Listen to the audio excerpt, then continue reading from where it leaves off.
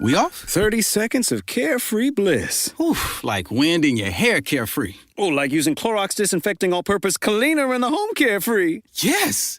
Like dog slobbing on the coffee table and cleaning it with Clorox carefree. He's on a roll now. Spit toothpaste on the faucet. You got it. You got it. Peanut butter on the light switch. Oh, spritz. Spritz. Clorox, man. Clean feels good. Okay, we're back. Use as directed. At T-Mobile, our critical mission is providing unparalleled 5G coverage for when connectivity is mission critical. Introducing T-Priority, America's best 5G network experience for first responders, even in times of congestion. More capacity, faster speeds, better coverage. T-Priority from T-Mobile, built for tomorrow's emergencies, ready today. Discover more at t-priority.com. For qualifying organizations on eligible rate plans, coverage not available in some areas and may be impacted by emergencies.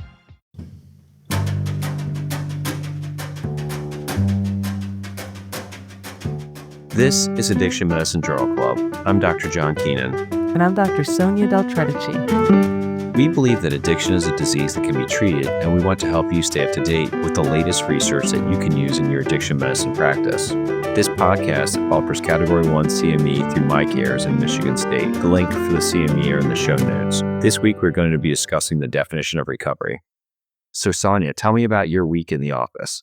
My week in the office has been amazing so far, and I have my 2 busiest days coming up, and in like 9 hours, I'll be giving grand rounds for our health system on novel uses of buprenorphine. I hope you'll be there, and perhaps I can repurpose some of the content for the podcast at a later date.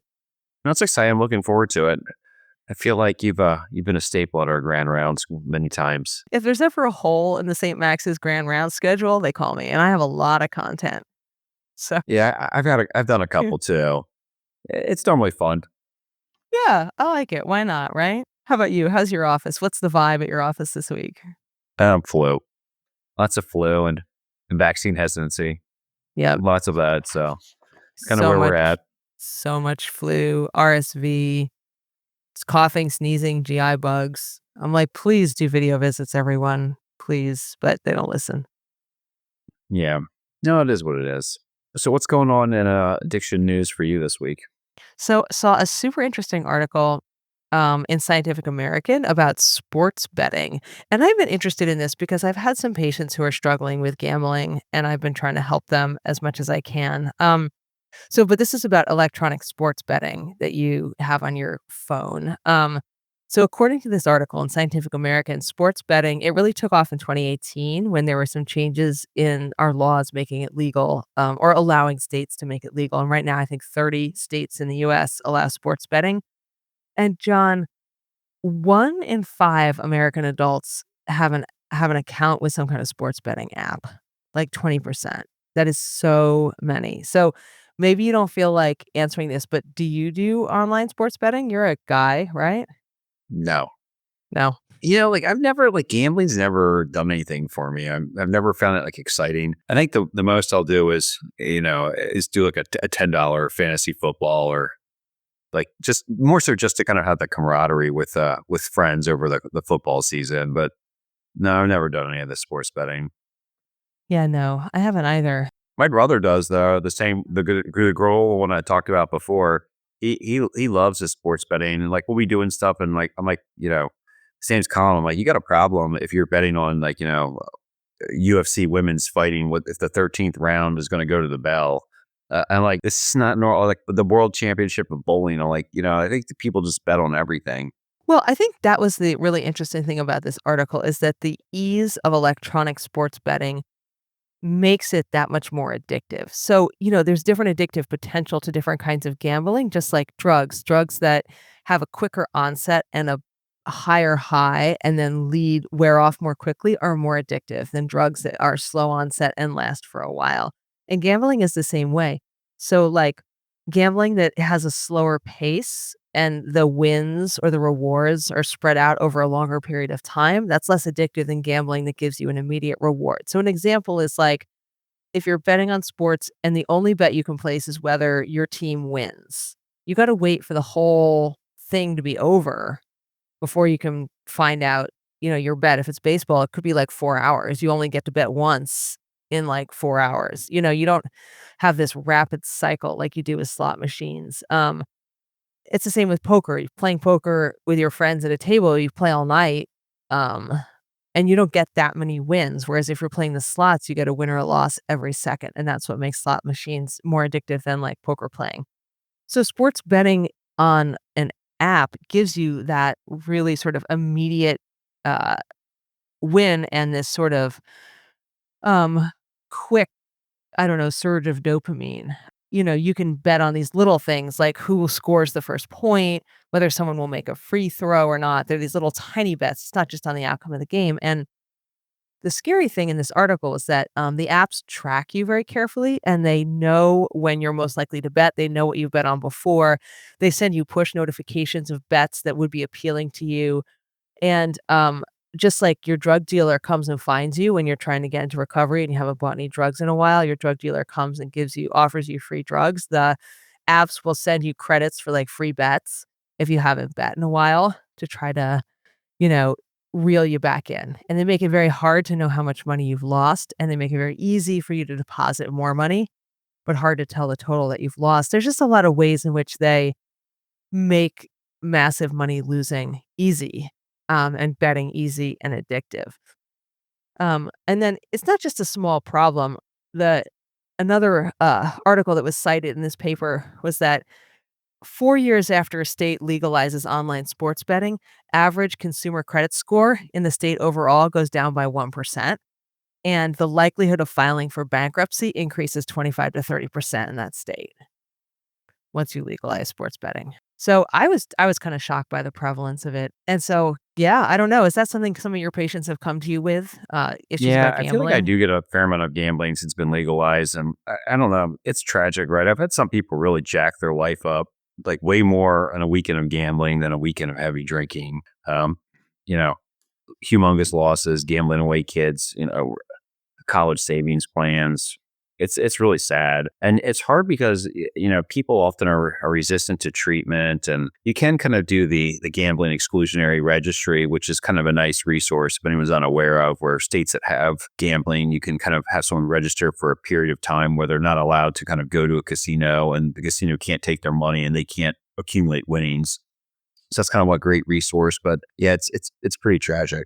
Yeah, and just so everyone knows, that gambling self-exclusion program includes online gambling. So, you can ban yourself from online gambling. And you choose how long you want that ban to last when you sign up for it. And 1 year, I think you can choose like 1 year, 5 year, and forever. And if you want to undo it, I did it with a patient. I didn't help him undo it. I helped him do it. We did it together. And to undo it, you have to like physically go visit the gaming control board office in Harrisburg in person to talk about it before they'll undo the self exclusion. It is funny how they get you in. Like, this is way off topic, but in medical school, I lost my credit card, and our medical school is across the street from a casino, and the casino was giving out 10 free dollars to gamble every day. And so for like a month, while I was waiting for my credit card and my debit card to get shipped to me, I would go to the casino and get the free $10, and then immediately cash it out. And I lived off that for like a month. Really sad. You could stretch $10 pretty far. That is really sad. They didn't like ban you from the casino. I got some looks by the third, fourth week. I was kind of sweating them out going in there. Oh my gosh. Well, how about you, John? Any addiction medicine news you want to share with our audience? Yeah, I read this really kind of interesting commentary. It's called "The Misguided Reason Why Providers Aren't Prescribing More Buprenorphine for Opioid Use Disorder." It's by Joella Adams. It's from January 2024. And it's interesting. We always kind of talk about this, like, what's it going to take to get more people in the game? And one problem before was the X waiver, like we talked about. It was a great thing at first, and then we thought it was a barrier. And they talked about, since kind of revoking that kind of X waiver in 2022, we've had like you can say, like, wow, we have a 400% rise in prescribers, but really we've gone from 2 to 8% of kind of eligible people actually prescribed. It's still a pretty low number for a pretty benign medication, especially a medication now that's kind of a core element of most primary care training programs. I'm not sure. We've talked about this before. I know family medicine now has it as a core curriculum as part of an ACGME requirement. I think internal medicine as well. Yeah. Is that correct? Yeah. So it's like kind of a core skill. It's kind of interesting. It's like, if it'd be like only 8% of your docs coming out of residency are treating sinus infections, right? It's just doesn't really make sense. And they kind of still talk about this hesitancy people have about, like, everyone's concerned about kind of diversion of the buprenorphine they prescribe, despite kind of research showing that, diversion in communities, while we don't endorse it, that diverted communities have much lower overdose rates. And that actually kind of like on average, they're saying that kind of they predict that kind of diverted buprenorphine probably averts on average 6% of overdoses that could occur. So it's kind of a 6% reduction. So I don't know. I just think it's interesting that, we still just have this ongoing debate about how to get kind of people to prescribe, how to get people to treat for something that is a very common problem that really kind of eats up a lot of healthcare resources. Like, whether you engage someone in treatment for their addiction, or you can kind of continue to see them as they have like issues with their disease in uncontrolled states, either kind of like, drug-related medical complications, kind of uncontrolled cravings or withdrawal where they're seeking emergency medical services, or somatic symptoms that, they're using to try to acquire substances. I feel like kind of treatment engagement still is the best way, but we're just not making a dent. And, if removing the X waiver only took us from 2 to 8%, like how do you get the other 92% to kind of engage? Right. Yeah, I mean, I just think I think it's just stigma. It's fear about being a pill mill, and fear about the patients being disruptive, and fear about pushback from your colleagues and your health system and your boss and your pharmacy, you know, and fear of working with people who are struggling instead of people who are doing well. That's what I think. I think you do this too, but like I have a lot of residents come out, but even like the emergency department, I'm not an emergency doctor, medicine physician, but the toxicology rotating students now, I've had some come out to my office just for one day because they're like, their whole rotation is kind of overdoses and intoxications in the hospital.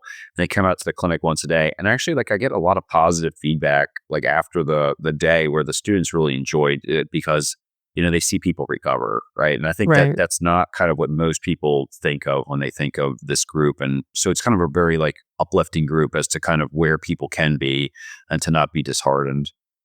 Well, right. Like in my addiction clinics, the patients are the least of my problems. Like the patients are awesome and they're low key, they're easy to work with, they're by and large successful. It's a great patient population to work with. I do find though a lot of challenges with, like, right now it's pharmacies.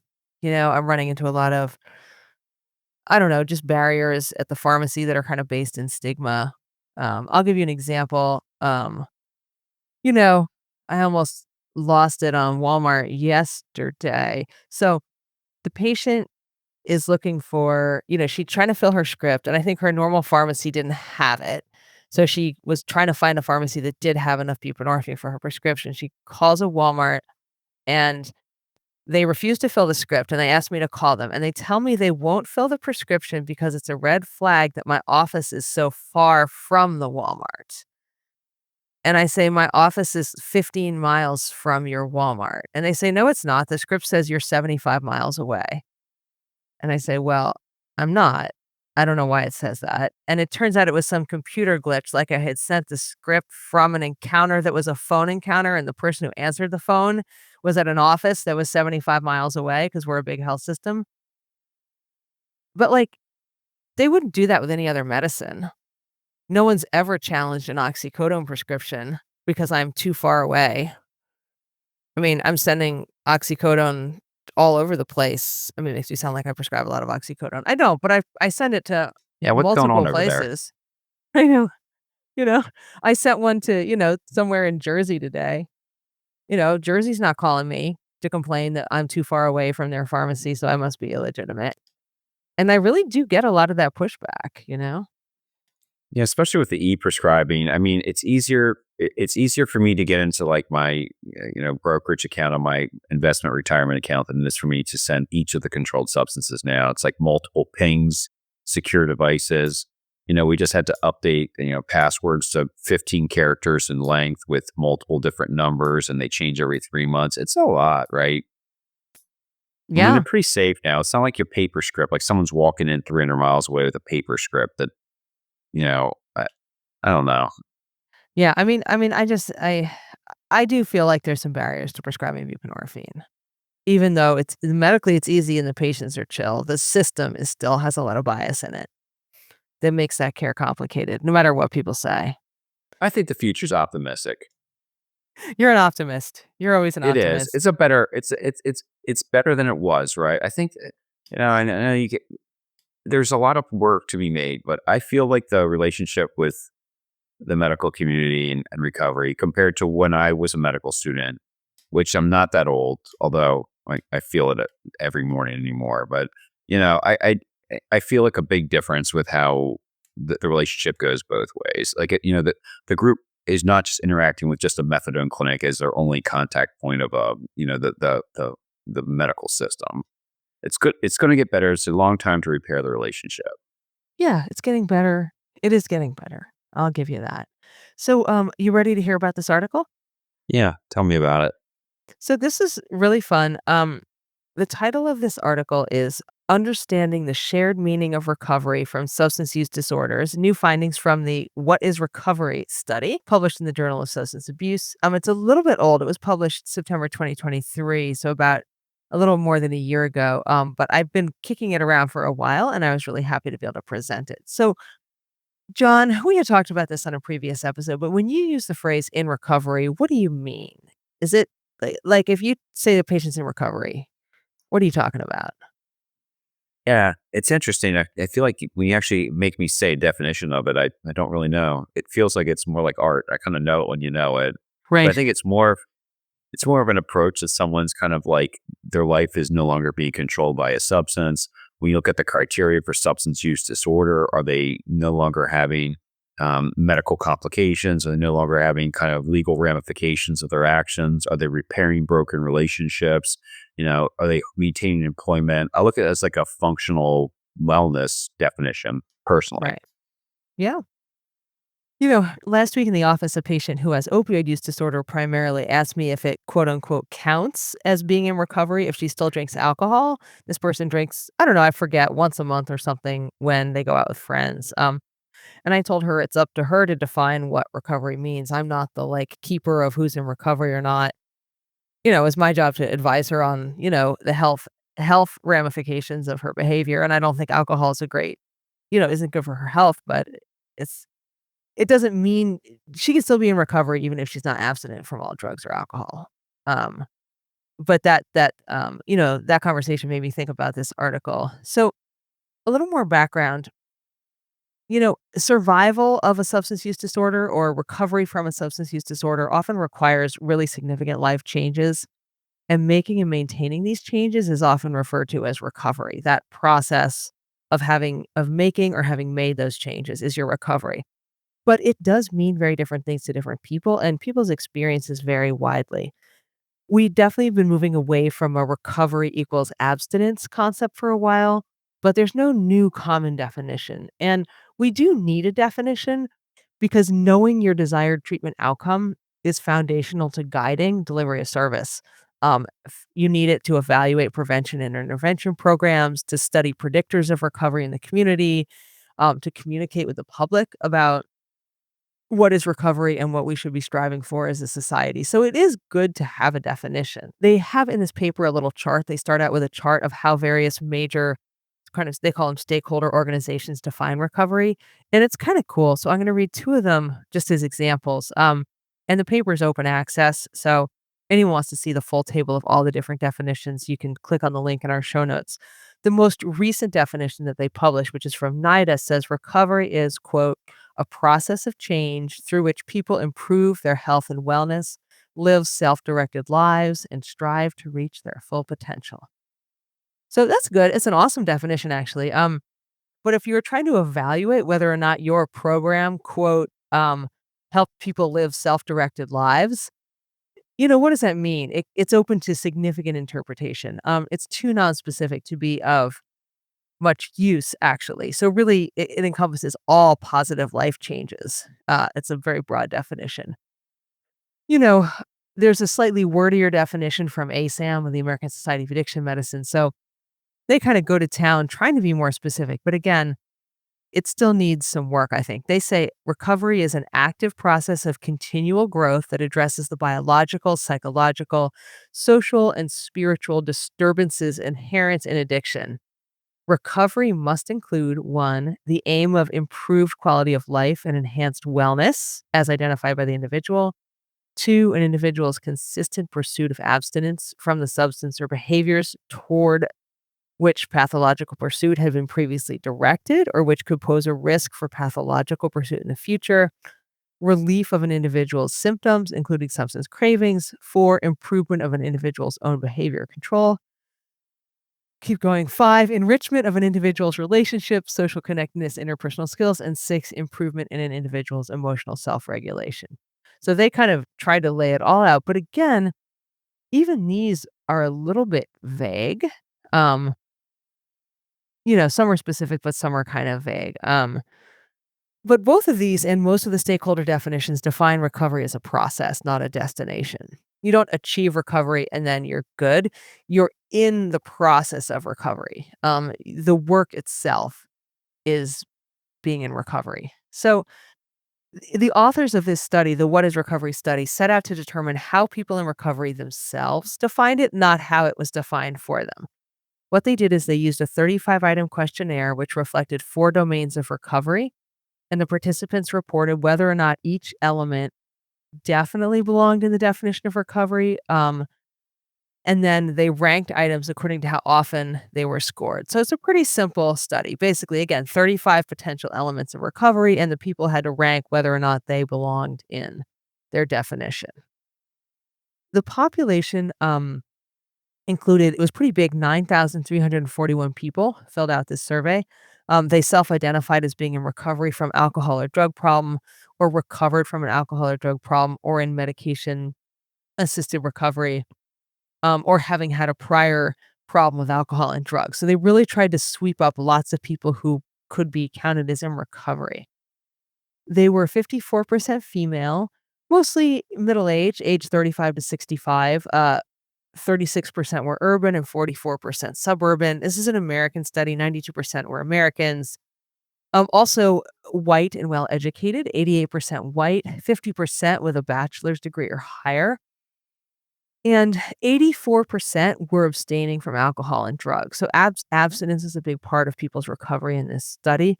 And 87% reported that recovery should include abstinence, or at least some form of abstinence. About 72% had attended a treatment program to help with their recovery. And in terms of substance, 59% of people struggle with alcohol, 10% crack or cocaine, 7% heroin, 7% methamphetamine, and then a smattering of other things. So this is heavily weighted towards people with alcohol use disorder.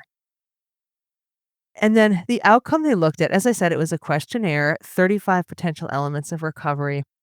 And they asked if each element belonged in the definition of recovery definitely, somewhat, maybe for others, but not for me, and does not belong there at all.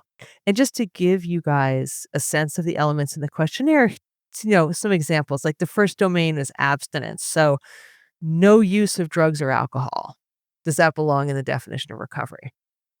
The next category was the essentials of recovery, things like being honest with myself, handling negative feelings without using drinking or drugs, getting along with family and friends better than I did before. Number 3 was enriched recovery. So having tools to try and feel inner peace when I need to, being the kind of person people can count on, and a bunch of other sort of higher level achievements. And finally, spirituality of recovery. So not only being connected to a religion, but things like being grateful or being connected to a spiritual being or force to help me deal with difficulties in life. So those are the 4 domains. And it was super long. I'm not going to read out the whole list, but again, it's an open access article that you can look at yourself if you want. And then the authors set thresholds for calling each factor a core factor or prevalent factor, and looked at a bunch of pre-specified subgroups. They called a factor Um, core, meaning that 80% of people at least put it in their top 10, and it was in the top 10 for all 30 subgroups. And they called it prevalent if it was endorsed by 80% of people in their top 10 and was in the top 10 for 26 to 29 subgroups. So something could be a core factor of recovery, meaning every subgroup agreed on it, or a prevalent factor of recovery, meaning most subgroups agreed on it. And just for study design, this was online survey, confidential, anonymous, and they collected a little bit of sociodemographic data as well. So before we continue, John, what do you think of this study? I think it's interesting. I mean, it seems pretty encompassing. I think the one thing that kind of really strikes out to me is kind of the mix of the substances, right? Very heavy alcohol use, and then kind of I thought kind of relatively light on opioid use. I think kind of I don't know if I would say that kind of reflects the recovery community as a whole, or I like to see the specifics of what that would look like compared to what we consider the recovery community. Yeah, and I honestly don't know. That's a great question now that you say it. In the recovery community overall, what percent of people are in recovery from alcohol compared to other things? I don't know the answer to that. Um, so let's talk validity. I did think this was a valid trial. There are definitely some strengths. The first is large size. So even, for instance, even though only 7% of people had opioids as their drug of choice, with close to 10,000 people in this study, it still gave you a pretty good size subgroup for the opioids. The survey questions were developed using data from previous studies about recovery. So these were already factors that other patients had mentioned as being important.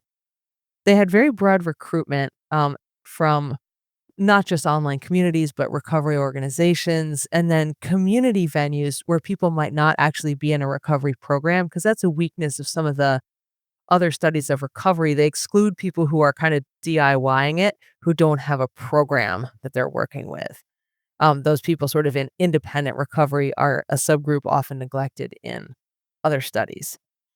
And I thought funding was unlikely to cause bias. It was funded by the National Institute on Alcohol Abuse and Alcoholism. So there were some weaknesses, though. Of course, it's an online survey. It will miss subgroups that are not online, and it was done in 2012 originally.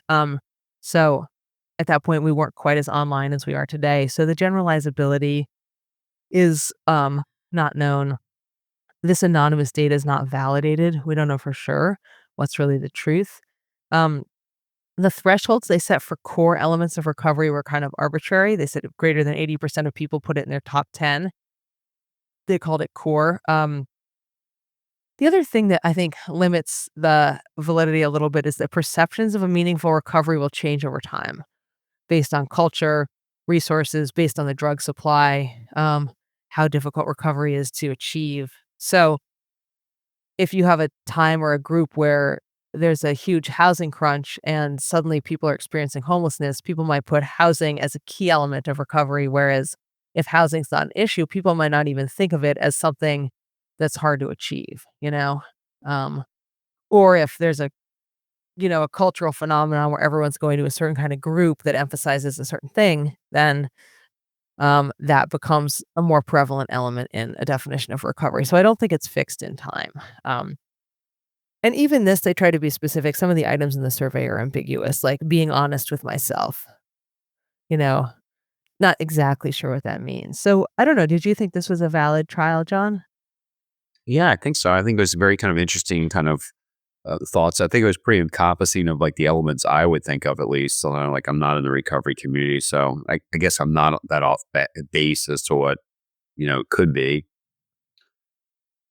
Yeah, I mean, I thought it was good too. So let's talk results. What did they find?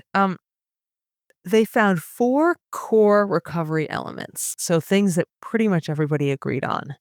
Um, and those four were: recovery is a process of growth and development, being honest with yourself, taking responsibility for the things you can change, and reacting in a more balanced way. Those are the four core elements of recovery that everyone could agree on. 80% of people overall and in every subgroup put these four in their top 10. There were four other recovery elements that were prevalent, meaning they were in the top 10, but not in every single subgroup. And those were referencing the ability to enjoy life and handle negative feelings without substance use, abstinence or non-problematic substance use, living a life that contributes to society, family, or your own betterment. Um, and so, again, that means 80% of people in most subgroups put these in the top 10. So, just again, one more time, I'm going to repeat these 8 elements of recovery in this survey of 10,000 people. So, recovery includes, or recovery is a process of growth or development. So, again, it's a process, not a destination. Being honest with myself, taking responsibility for the things one can change, reacting in a more balanced way, being able to enjoy life without substance use, being able to handle negative feelings without substance use, abstinence and or non-problematic substance use, and finally, living a life that contributes to society, family, or your own betterment. So, John, do you think if we put those 8 things together, that's a good definition of recovery? Yeah. You know, what I think is the most interesting part about this now that I'm looking at this graph in front of me, that the 4 core elements have nothing to do with the substance. Exactly. Yeah, I mean, the abstinence item, one of the abstinence items did make it into that top 10. Um, But they're not the core. Like no, the core ones are all kind of like stuff. I'm like, God, I'm like, I kind of wish I could do all of those things I on know, a right? daily basis, right? Yeah. Yeah, I think they're great. And when you put the whole list together with those top 8, I mean, it would be hard to say that's not really what recovery is. So, there was a ton of data on the various, subgroups, sociodemographic subgroups, and how the groups were similar and different. So, I just pulled out a few fun facts that people might like. The first is that the subgroups were mostly pretty similar, honestly. Items that were in the top overall mostly ranked high in all the subgroups, so they weren't too different. One interesting difference was that people in medication treatment for opioid use disorder, they did not rank being able to enjoy life without drinking or drugs, um, and they did not rank being abstinent as high as everybody else. They seem to value that less. People who have severe substance use disorder ranked being able to enjoy life and handling negative feelings without drugs and alcohol much higher than people with mild or moderate substance use disorder. And I would sort of agree with that. You know, if your substance use disorder is really severe, it can be hard to enjoy life. It makes it so that life is not fun. So achieving enjoyment without drugs or alcohol is a big goal for a lot of people. And finally, among people who used mutual help groups like 12 Step or Alcoholics Anonymous, they were more likely to rank being honest with myself very highly. It came in as number 2 than those who didn't use mutual help groups. And that's not a big surprise since one of the core tenets of 12 Step is kind of honesty and an honest accounting of yourself. And without that sort of prompting of that core item in recovery from 12 Step, would people have ranked it as highly? I'm not sure.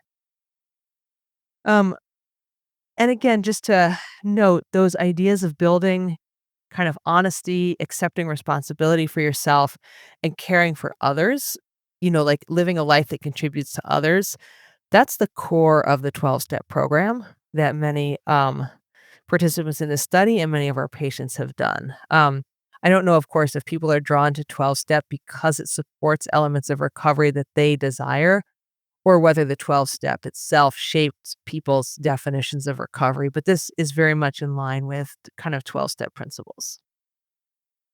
So, what are the clinical implications of this study?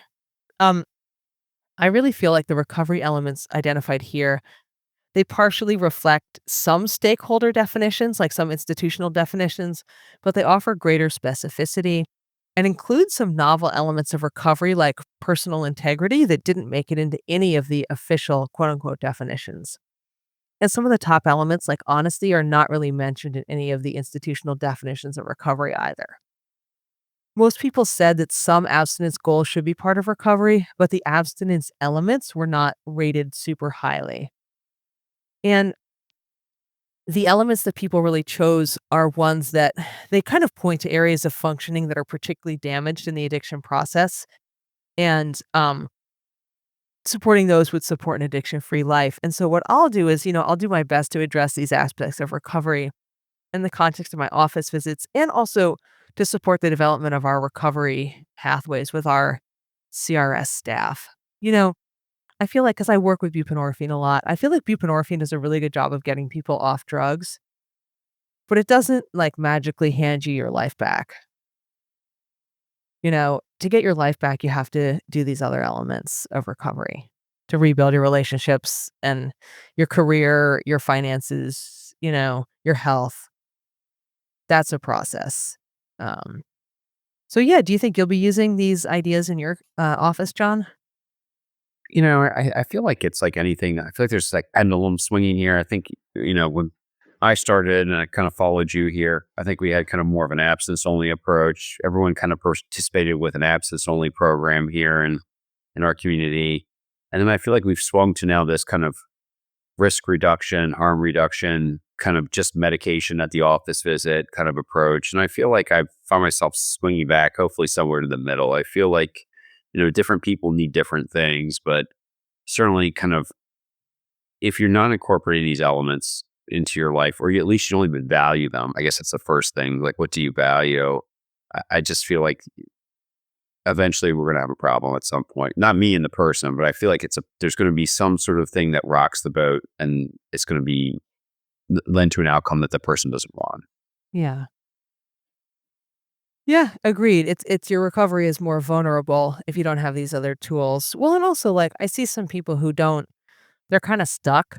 Like they've gotten off drugs, but they haven't really achieved other life goals. Um, and I want to help them achieve all their goals. So I really like this. And I was glad to get a chance to use it. Thank you for listening.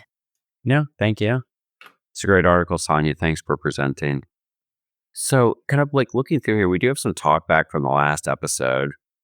Our podcast friend Charlie from the Kratom Society podcast sent us a comment regarding kratom and his thoughts on buprenorphine dosing, inspired by episode 54 about high dose buprenorphine. Quote, the high dose discussion was interesting. In the quitting kratom community, there is a big debate about what dosage and length of time on MAT is ideal. Many assert lower doses of kratom, like 4 to 8 grams, should be used, and only for 2 to 4 weeks. Now, this is a lay people without MDs giving advice on the internet. What I know from the literature is that there seems to be better outcomes for longer-term bupe treatments, like years, not months. Lots of people get into kratom because they become dependent on Suboxone and had trouble detoxing such horrible withdrawal from bupe. So when they see another segment of the quitting kratom community going to the bupe to get off kratom, you get COVID-19 vax like crazy extreme debates. Some interesting thoughts. Well, right. People going back and forth, Suboxone, kratom, or buprenorphine, kratom. We talked a little bit in that episode about how the kratom effects are kind of like bupe. They're pretty similar. I just like this comment because it reminds me that there's, you know, I have a significant selection bias in which patients I see and who I see being successful. And I try hard to remember that, like, I'm seeing people preferentially who are successful with the service I offer. People who are not going to be successful or who don't want it don't come. I don't have a randomized segment of the population in my office. So I try to remember there's a whole world out there of people in recovery who are doing things different from the way, I'm doing it in my office. Yeah, there's a selection bias, although, it's not quite like this just one-to-one back and forth, right? I mean, when you go to the pharmacology, right, it also has like a stimulant-like effect. And I feel like I've had a couple patients now where they had an opioid use disorder, and we kind of treated with buprenorphine, and it seems like they've come back to me after using kratom, and like it seems like it's kind of scratched a scab of a stimulant use disorder or methamphetamine use disorder as well. So I'm like they came back to me with like 2 issues. This has kind of opened up. And now, like I said, that's like an N of 2 or something, but it does seem interesting that wasn't a problem the first go round. Right. Yeah, I mean, it is different. It is a different product. But because it's available, over the counter, everybody's kind of DIYing it. It's a lot more like, I call it being your own pharmacist. It's not really even over the counter, right? There's no pharmacy. It's just it's over the gas station. Right. Just buy it by the kilo at Tobacco Hut. We're going to get a comment on that statement, I think. Hey man, if Tobacco Hut wants to write in, whoever owns Tobacco Hut, be our guest. Please send us some comments. All right. Well, thank you for listening to the Addiction Medicine Journal Club. The best part of any journal club is the conversation, and we want to hear what you have to say. To have your opinions about the articles included in a future episode, send us your comments on social media, email, or join our Facebook group. The links are in the show notes. Original theme music was composed and performed by Benjamin Kennedy, audio editing by Michael Bonanno, CME support from My Carers, produced by Dr. Patrick Beeman and Ars Longa Media. Addiction Medicine Journal Club is intended for educational purposes only and should not be considered medical advice. The views expressed here are our own and do not necessarily reflect those of our employers or the authors of the articles we review. All patient information has been modified to protect their identities. Thank you for being part of the conversation and have a great day.